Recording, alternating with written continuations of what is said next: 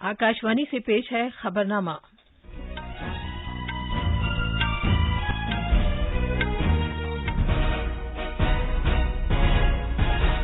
आदाब। खबरनामे के साथ मैं शबाना रहमान। पहले इस वक्त की अहम खबरें। वजीर आजम नरेंद्र मोदी आज तमिलनाडु और पुडुचेरी में कई तरक्याती प्रोजेक्टों का आगाज करेंगे। 60 साल से ज्यादा उम्र के अफराद को 1 मार्च से कोविड वैक्सीन का टीका लगाया जाएगा। मुल्क में रवां माली साल के दौरान अनाज की पैदावार 303 मिलियन टन से तजावुज कर गई है, जो अब तक की सबसे ज्यादा पैदावार है। दहशतगर्दी की फंडिंग की निगरानी करने वाला इदारा FATF आज पाकिस्तान की ग्रे लिस्ट के बारे में फैसला करेगा। श्रीनगर लेह शाहराह को इतवार से आम ट्रैफिक के लिए फिर से खोल दिया जाएगा।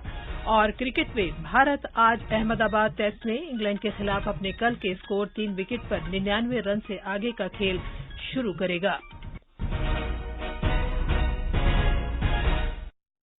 जैसा कि आप जानते हैं, मुल्क कोविड-19 आलमी वबा से निमट रहा है। हम बुलेटिन का आगाज अपनी हिफाजत और महफूज रहने के लिए एहतियात बरतने की सलाह के साथ कर रहे हैं, जिसके 3 आसान तरीके हैं। चेहरे पर मास्क लगाएं, जिस्मानी फासले के लिए 2 गज की दूरी बरकरार रखें और हाथ और चेहरा साफ रखने पर खास ध्यान दें। अब खबरें तफसील से। वजीर आजम नरेंद्र मोदी आज तमिलनाडु और पुडुचेरी के दौरे पर जा रहे हैं, जहां वो कई तरक्याती प्रोजेक्टों का इफ्तिताह और संगे बुनियाद रखेंगे। जनाब मोदी पुडुचेरी के अपने दौरे के बाद चेन्नई से कोयम्बटूर के लिए रवाना होंगे। वजीर आजम नरेंद्र मोदी जनूबी भारत के मैनचेस्टर कोयम्बटूर में 12,400 करोड़ रुपए से ज्यादा मालियत के कसीर बुनियादी ढांचे के प्रोजेक्टों का संगे बुनियाद भी रखेंगे। जनाब मोदी ट्यूटिकोरिन के VO चिदम्बरानर में तैयार किए गए 8 लेन वाले कोरमपुल्लम पुल और रेलवे ओवरब्रिज, नए निवेली हरारती बिजली प्रोजेक्ट और 709 मेगावाट के शमसी बिजली प्रोजेक्ट कौम के नाम वक्फ करेंगे। पूरे कोयम्बटूर शहर में सिक्योरिटी सख्त कर दी गई है और वो वसी मैदान जहां वजीर आजम अवामी जलसे से खिताब करेंगे पूरी तरह तैयार है। कोडेशिया में जहां वजीर आजम प्रोजेक्टों का इफ्तिताह करेंगे, शिरकत करने वाले लोगों का कोविड टेस्ट कराया गया है। जनाब मोदी प्रधानमंत्री आवास योजना के तहत तामीर करदा 4000 से ज्यादा मकानों का इफ्तिताह करेंगे और नशेबी भवानी प्रोजेक्ट की तोसी, तजदीद और जदीदकारी के लिए संग बुनियाद रखेंगे। वो एक मरबूत कमांड एंड कंट्रोल सेंटर के लिए भी संग बुनियाद रखेंगे। कोयम्बटूर से ज्वाई की रिपोर्ट के साथ खबरनामे के लिए वसीम अहमद। पुदुचेरी में वजीर आजम विल्लुपुरम से नागापट्टनम तक कराईकल जिले का अहाता करने वाले प्रोजेक्ट का संगे बुनियाद रखेंगे। हमारे नामानिगार के मुताबिक इस प्रोजेक्ट में कौमी शाहराह नंबर 45A की 56 किलोमीटर तवील राहदारी को 4 लेन में तब्दील किया जाएगा।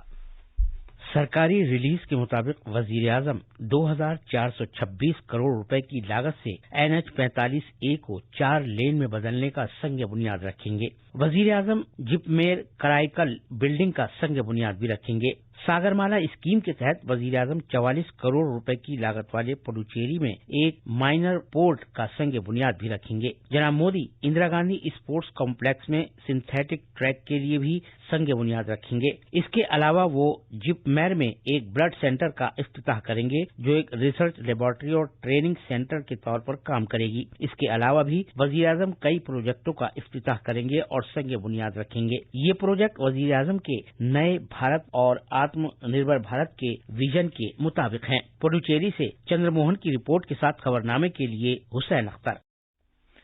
वजीर आजम नरेंद्र मोदी ने ओहदेदारों से प्रधानमंत्री ग्राम सड़क योजना के तहत तामीर की जाने वाली सड़कों के मेयार पर खुसूसी तवज्जो देने के लिए कहा है। जनाब मोदी ने कल सरगर्म हुक्मरानी और बरवक्त निफाज के लिए ICT पर मबनी कसीर मॉडल वाले प्लेटफॉर्म प्रगति की 36वीं मीटिंग की सदारत की। वजीर आजम ने सिर्फ एक मरतबा इस्तेमाल होने वाली प्लास्टिक के खात्मे के प्रोग्राम के साथ साथ प्रधानमंत्री ग्राम सड़क योजना से मुतालिक शिकायत का जायजा लिया। जनाब मोदी ने मुनासिब बेदारी मुहिम के जरिए अवाम, खासतौर पर नौजवानों को शामिल करने की जरूरत पर जोर दिया। मीटिंग के दौरान 8 प्रोजेक्टों समेत एजेंडे के 10 मामलात पर गौर किया गया। मीटिंग में वजीर आजम ने कुछ प्रोजेक्टों के निफाज में ताखीर पर तशवीश का इजहार किया और मुतल्लिका ओहदेदारों को हिदायत दी कि जहां मुमकिन हो तमाम इल्तवा में पड़े मामलात को मुकर्ररा वक्त के अंदर मिशन मोड में हल किया जाना चाहिए। वजीर दाखिला अमित शाह आज असम के नागांव और करबी आंगलोंग जिले में मुख्तलिफ प्रोग्रामों में शरीक होंगे। जनाब शाह नागांव जिले में बहरामपुर के मुकाम पर महामृत्युंजय मंदिर का इफ्तिताह की तकरीब में शरीक होंगे। जनाब शाह तरक्याती स्कीमों का इफ्तिताह करेंगे और बतादरावा थन में एक अवामी जलसे से खिताब करेंगे। वजीर दाखिला बाद में दिन में मिलिटेंट ग्रुपों की खुदसुपुर्दगी के प्रोग्राम में शिरकत करेंगे और करबी आंगलोंग जिले में दीफू के मुकाम पर भी एक अवामी जलसे से खिताब करेंगे। दीगर अफराद के साथ साथ वजीर आला सर्बानंद सोनोवाल, वजीर खजाना हेमंत बिस्वा शर्मा भी इस मौके पर उनके हमरा होंगे। हुकूमत अगले महीने की 1 तारीख से 60 साल से ज्यादा उम्र के लोगों को कोविड-19 से बचाव के टीके लगाना शुरू करेगी। इस मरहले में उन लोगों के भी टीके लगाए जाएंगे जो पहले से कई बीमारियों के शिकार हैं और जिनकी उम्र 45 से ज्यादा है। मरकजी काबीना की मीटिंग के बाद नई दिल्ली में नामानिगारों को जानकारी देते हुए इत्तलात और नशरियात के मरकजी वजीर प्रकाश जावड़ेकर ने कहा कि ये टीका इन ग्रुपों के लोगों को 10,000 सरकारी अस्पतालों में मुफ्त लगाया जाएगा, जबकि 20,000 प्राइवेट वैक्सीनेशन सेंटरों में टीके की लागत पर खर्च टीका लगवाने वाले अफराद को ही अदा करना होगा।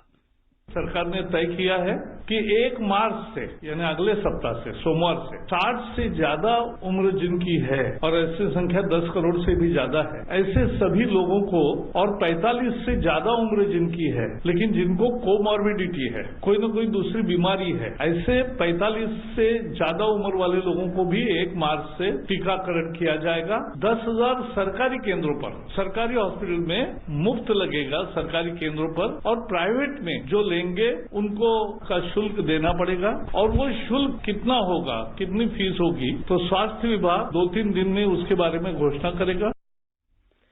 वजीर मौसूफ ने कहा कि मरकजी काबीना ने पुदुचेरी में सदरराज के निफाज की भी सिफारिश की है। उन्होंने कहा कि पुदुचेरी के वजीर आला वी नारायणसामी ने अपने ओहदे से इस्तीफा दे दिया है और किसी भी पार्टी ने सरकार बनाने का दावा नहीं किया है, लिहाजा लेफ्टिनेंट गवर्नर ने मरकज के जेर इंतजाम इलाके की असेंबली की मुअत्तली की सिफारिश की है।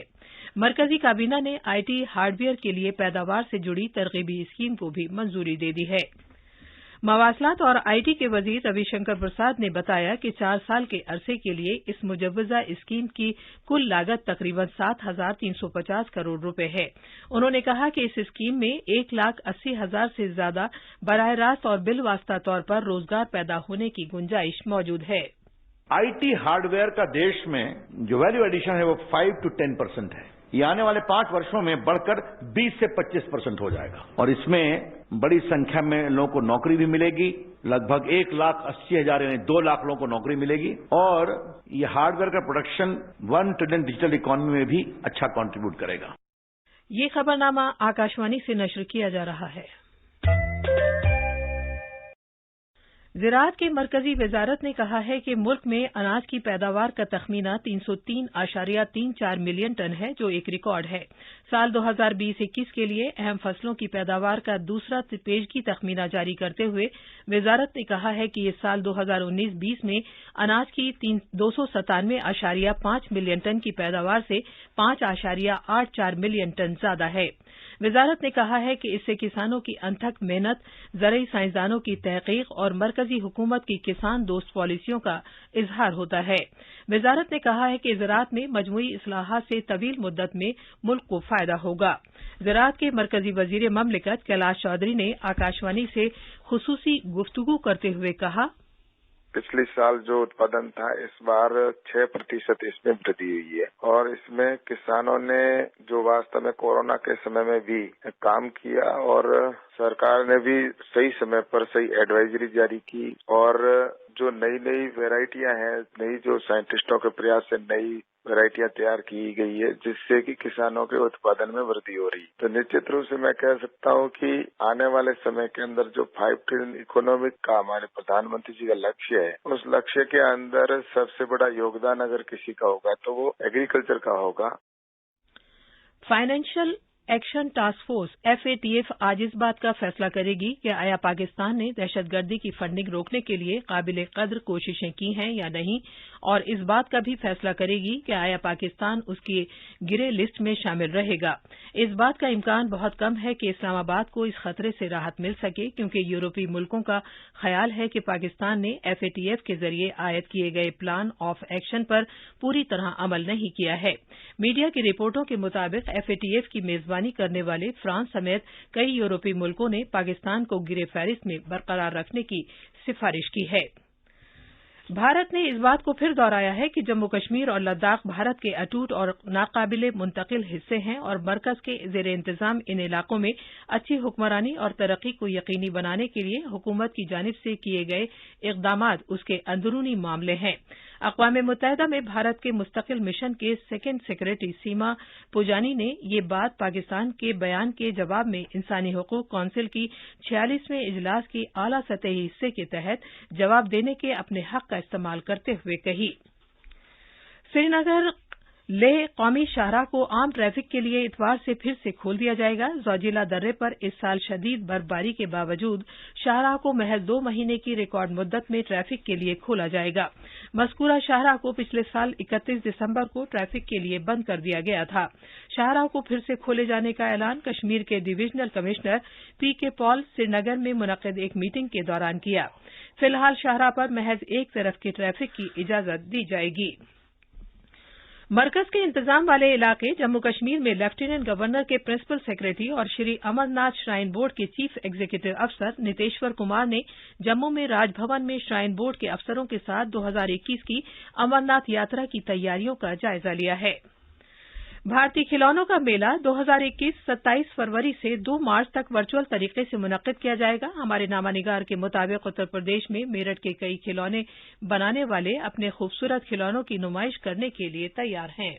खेलों से मुंसलिक साजो सामान के लिए मशहूर मेरठ शहर अब वर्चुअल खिलौना मेले के लिए तैयारियों में जुटा है। यहाँ की मकामी सनती यूनिटों में खूबसूरत लकड़ी के और इलेक्ट्रॉनिक खिलौने बनाए जाते हैं जो काफी मशहूर हैं। ऐसी ही एक खिलौना कंपनी से जुड़े राजेश गुजराल ने कहा कि ऐसे मेलों के इनेकाद से इस सनत से जुड़े मजदूरों को काफी फायदा होगा। जो टॉय फेयर लगने जा रहा है उसमें हम पार्टिसिपेट कर रहे हैं, जिससे लगे कि इंडिया के अंदर भी इतनी आइटम बन सकती हैं। ये डिफरेंट आइटम्स हैं, ये कैचिंग पैड है, ये बच्चों के लिए रिंग्स हैं, ये सब लेट फ्री हैं। इसमें किसी खाने में मुंह में डाल भी देंगे बच्चे तो कोई नुकसान नहीं पहुंचेगा इसका। मेरठ में खिलौना सनत से जुड़े लोगों को उम्मीद है कि ये खिलौना मेला भले ही वर्चुअल हो, लेकिन इसका फायदा हकीकी माना में यहाँ के मकामी खिलौना सनत से जुड़े लोगों को मिलेगा। खबरनामे के लिए लखनऊ से सुशील चंद्र तिवारी। भारत आज अहमदाबाद नरेंद्र मोदी स्टेडियम में तीसरे टेस्ट मैच में इंग्लैंड के खिलाफ 3 विकेट पर 99 रन से आगे खेलना शुरू करेगा। कल जब पहले दिन का खेल खत्म हुआ तो रोहित और अजिंक्य रहाणे क्रीज पर थे। इससे पहले इंग्लैंड के सभी खिलाड़ी अपनी पहली पारी में 112 रन बनाकर आउट हो गए थे।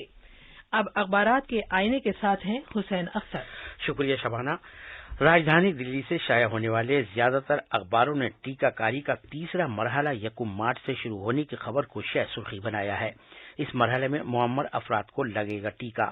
सरकारी अस्पतालों में कोरोना वैक्सीन मुफ्त, अलबत्ता प्राइवेट अस्पतालों में लगेगा पैसा। रोजनामा राष्ट्रीय सहारा ने वजीर आजम नरेंद्र मोदी के इस बयान को शह सुर्खी बनाया है कि मरकजी सरकार निजकारी के लिए पुरअज़्म, कारोबार करना हुकूमत का काम नहीं। कई अखबारों ने मरकजी काबीना की मीटिंग में कई अहम फैसले लिए जाने की खबर दी है। प्रताप के मुताबिक हुकूमत ने मुल्क में इंफॉर्मेशन टेक्नोलॉजी हार्डवेयर को फरोग देने के लिए 7,350 करोड़ रुपए की प्रोडक्शन पर मबनी तरगीबी स्कीम को मंजूरी दी है। रोजनामा अखबार मशरिक के मुताबिक दवासाजी सनत स्कीम को भी मंजूरी। इसके अलावा आज के तकरीबन सभी अखबारों ने मरकजी काबीना के जरिए पुडुचेरी में सदर राज नाफिज किए जाने की सिफारिश की खबर को भी अहमियत के साथ शाया किया है। आखिर में अहम खबरों की सुर्खियां एक बार फिर। वजीर आजम नरेंद्र मोदी आज तमिलनाडु और पुडुचेरी में कई तरक्याती प्रोजेक्टों का आगाज करेंगे। 60 साल से ज्यादा उम्र के अफराद को 1 मार्च से कोविड वैक्सीन का टीका लगाया जाएगा। मुल्क में रवा माली साल के दौरान अनाज की पैदावार 303 मिलियन टन से तजावुज कर गई है, जो अब तक की सबसे ज्यादा पैदावार है। दहशतगर्दी की फंडिंग की निगरानी करने वाला इदारा FATF आज पाकिस्तान की ग्रे लिस्ट के बारे में फैसला करेगा। श्रीनगर लेह शाहराह को इतवार से आम ट्रैफिक के लिए फिर से खोल दिया जाएगा। और क्रिकेट में भारत आज अहमदाबाद टेस्ट में इंग्लैंड के खिलाफ अपने कल के स्कोर 3 विकेट पर 99 रन से आगे का खेल शुरू करेगा। इसी के साथ खबरनामा खत्म हुआ।